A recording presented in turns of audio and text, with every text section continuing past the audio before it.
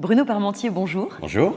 Vous êtes ingénieur économiste, vous avez également dirigé l'École supérieure d'agriculture d'Angers, et puis vous êtes l'auteur de Faim zéro, mais également de Nourrir l'humanité, qui sont deux ouvrages parus aux éditions La Découverte. Ensemble, on va parler d'un sujet passionnant. On va voir comment l'humanité aujourd'hui doit se prendre en main pour nourrir durablement une population qui est en croissance permanente.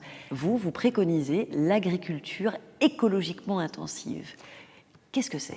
Alors, c'est un mot un peu provocateur. Alors, c'est de l'agriculture, bien sûr, parce qu'il va falloir manger, et c'est d'abord par les produits de la terre qu'on va manger. Ensuite, c'est intensif, parce que, en fait, il faut se nourrir. Et on a une vision très différente en France, parce qu'on fait plus d'enfants et on mange déjà assez. Mais en fait, la population du monde, elle augmente de 200 000 personnes par jour. Elle augmente de 75 millions par an. Et puis, le nombre de gens qui mangent de la viande ne cesse d'augmenter. Et alors, à partir de ça, on peut pas dire on va produire moins. Il faut produire autant, mais par d'autres méthodes, parce que nos méthodes actuelles consistent à dire je prends énormément de ressources de la planète pour produire beaucoup. Maintenant, on arrive au bout des ressources de la planète, et en plus, on a réchauffé la planète, et l'agriculture, qui est celle qui occupe la planète, va souffrir beaucoup de ça.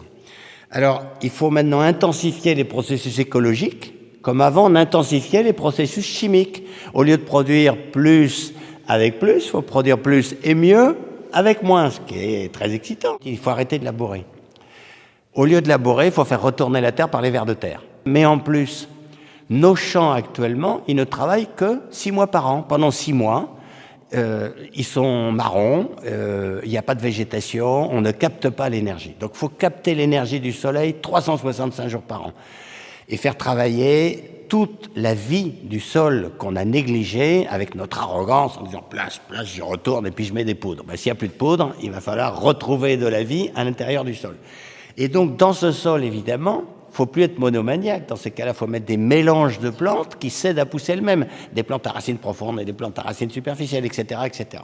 Et puis on va utiliser tous les animaux auxiliaires de culture, les coccinelles, les vers de terre, on a vu, les abeilles, les chouettes, etc., etc., pour aider naturellement à réguler les choses pour qu'on puisse pousser. Comment est-ce qu'on peut appliquer ce modèle ? Partons de la France, puisque c'est l'exemple qu'on connaît le mieux. Comment est-ce qu'on peut mettre ça en place en France, mais vraiment concrètement ? Alors déjà, c'est pas si compliqué que ça, quand on a 200 hectares, de dire ces deux-là, j'arrête de les labourer, je regarde ce qui se passe. Bon, c'est pas un risque gigantesque. Et puis, on est à l'heure d'Internet. Il y a plein de nouvelles organisations qui naissent avec des gens qui se donnent des trucs. Par exemple, les sans-labour. Alors, effectivement, quand on a presque plus de vers de terre, il faut quelques années pour reconstituer son cheptel. Il faut 5 à 7 ans pour retrouver la même productivité. Et ensuite, on est complètement étonné, dans un pays où on a été élevé en disant labourage et pâturage sur les domaines de la France, de voir qu'on peut produire autant sans jamais labourer. Il y a plusieurs dizaines de milliers d'agriculteurs en France qui ont déjà vendu leurs charrues.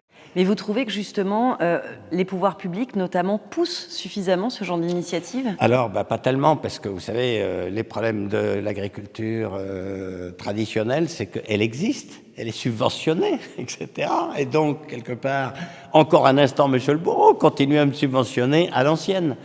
Et en plus de ça, on a une politique de méfiance, c'est-à-dire on veut toujours se demander qu'est-ce qu'il va faire, on va contrôler, etc., plutôt qu'une politique d'incitation en disant tous ceux qui essayent, on essaye de les aider.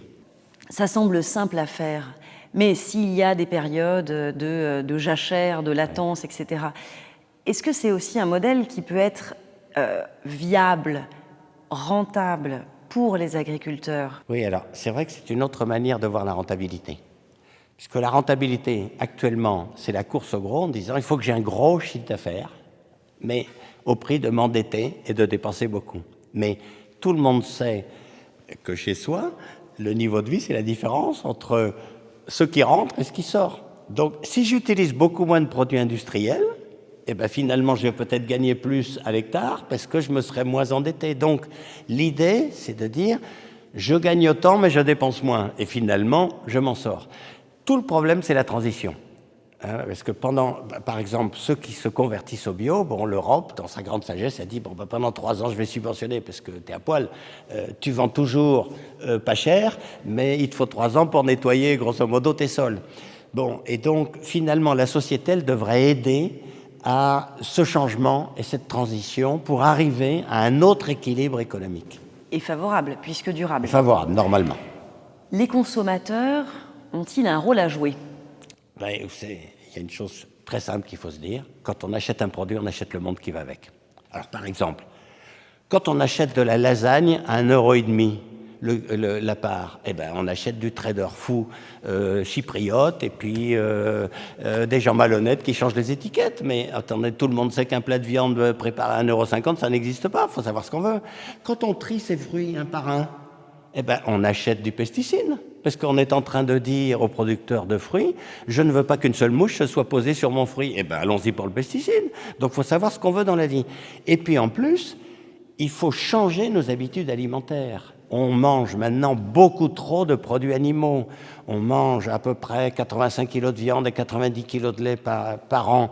C'est trop pour notre santé. Bonjour l'artérosclérose, bonjour l'obésité, etc. Donc, il faut manger mieux, moins de produits transformés, mais que du bon, que du cher. Pourquoi on accepte de payer beaucoup pour se loger et on n'accepte pas de payer un peu plus pour se nourrir? On devrait dépenser un peu plus d'argent pour se nourrir, et d'ailleurs on sera en meilleure santé, et au total on s'y retrouverait. Et on suivra tout ça bien sûr sur notre site Les Élanceurs. Merci beaucoup Bruno Parmentier. Merci, bon appétit. À vous aussi.